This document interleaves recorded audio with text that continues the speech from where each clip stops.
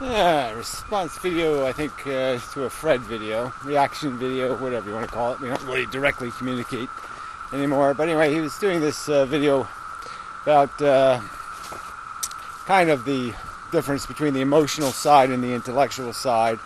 He stated it more in the sense of your scientific side versus your spiritual or religious side, that kind of nonsense.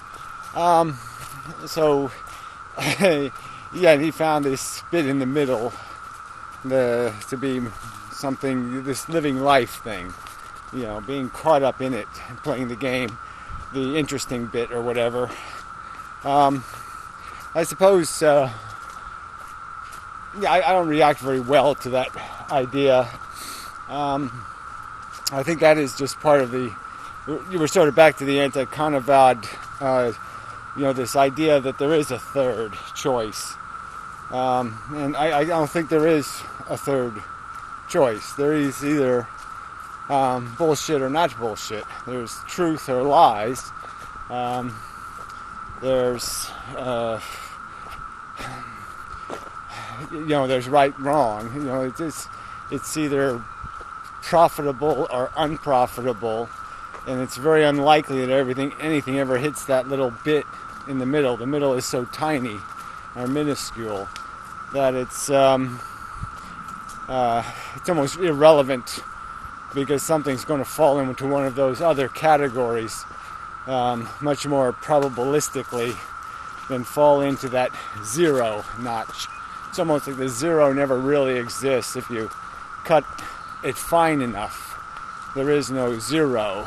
There is just an increment too small to detect, of positive or negative.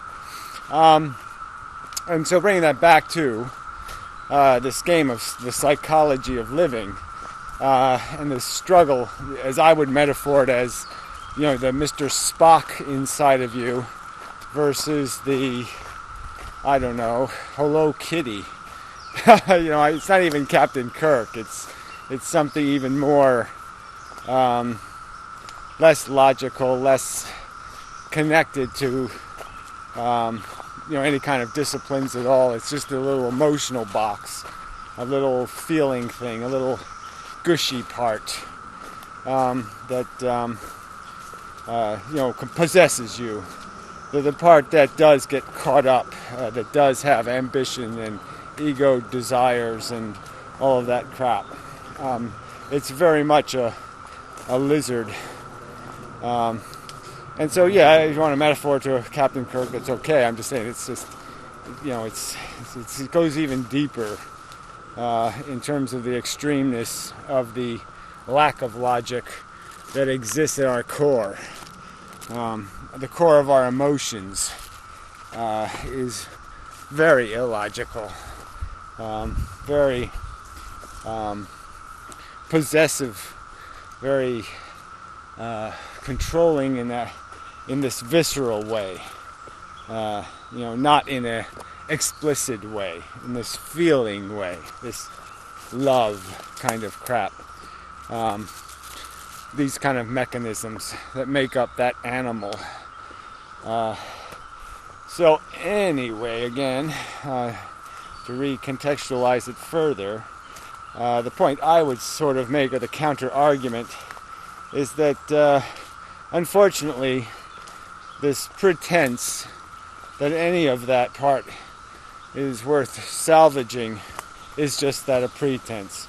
Sadly, they're all just pitiful addictions and attachments.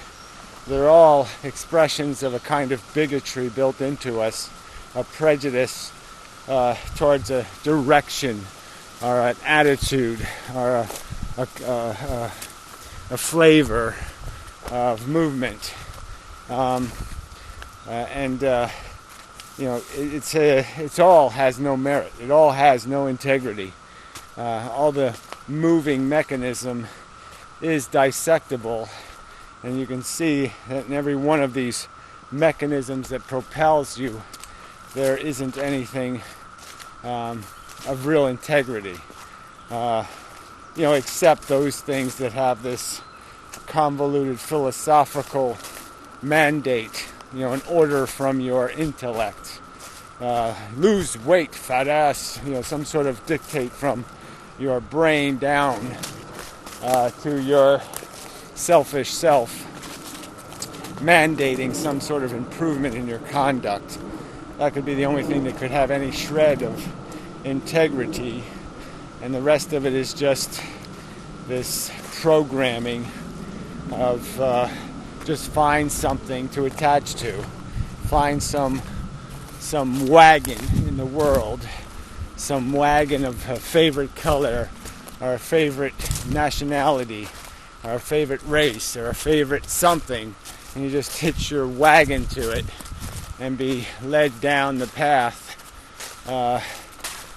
based on that perception of value, that perception of worth and meaning that is so artificial. Alright, so the thought that I've used, the metaphor, the example, the analogy, is my one-time capacity to give a shit about sports, to actually watch a sporting event and give a fuck about who won or what happened, and just how that psychology, I can see it now, how it was just a pitiful, stupid addiction. It was childish and immature intellectually and mentally, and that's that gives you example of just how manipulatable your psychology is, and how you can give a shit about stuff that is just absolute garbage and doesn't matter. And it's very dangerous, that psychology, that mechanism of attachment, of endearment, of cuteness, of underdog root-foring, of empathy even. That these emotional reactions do need to be scrutinized, and they can't just be lived for, or you can't be led by the nose, by this ring of addiction in your nose, and be tugged along the path. The default is this presumption that that's what you're supposed to be, is a controlled, manipulated sheep to these themes, these notions of purpose and accomplishment down this road. And those notions are all fallacious and empty. They have no grounding in any authority. They have no rational sense. Just like procreating and these other things. These are activities, if looked at for what they are. A lot of corpses here. There's Acadia corpses. But there's a lot of holes around here. So I guess they just don't work sometimes. I guess they pop out and they just ain't quite right. I suspect something like that. I guess. Or, they all caught a cold or something. Anyway, this is a lot of them. Corpse. Oh, look at that. Fungus, I think. Oh, it's a tree fungus. Yeah. Fell out of a tree. Anyway. So I guess that's enough of a video. But yeah, it's just, our psychology is basically all just crap. And there's people who are going to glorify that and say that that the attaching process is a good process because it creates a desire and motivation and participation and optimism and want and will. And anything that degrades want and will and enthusiasm is going to tend to make you depressed and feudalistic and fatalistic, and so that's all bad. But the truth is, that's the place of integrity. If you are playing the game, you're playing it because you're an idiot, and it's just the truth. You're foolish. You've been duped. You've been suckered. You've been sold a bill of addiction goods, You're an enabler. You're an excuse maker for sloppy and reckless attachment and addiction. You're a purveyor, a producer, an enforcer, a seller of a vicious kind of snake oil, and you should be called on it, and you should be properly categorized for what you are, which is a seller of poisons, poisons of the psychology, poisons of intellectual integrity, degraders of intellectual honesty. And yeah, you just kind of suck, pretty much. Yeah, you're just covering up the truth because it's not conducive to you playing the game you're playing. Yeah, propagandist.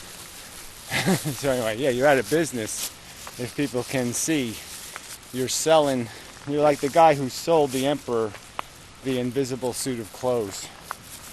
That's the business you're in, and you're out of business if the proper level of cynicism for our emotional character is applied by people, because we really don't have much emotional character. In fact, I don't think we have any. Yeah, sadly. And it's only through the most convoluted logical process that we're even able to manifest a pretend illusionary kind of mimicking of something genuine. No, it's just the way it is. It's just, unfortunately, the machine we are. It's a shitty machine. So anyway, enough of a video. I think so. Until next time and such.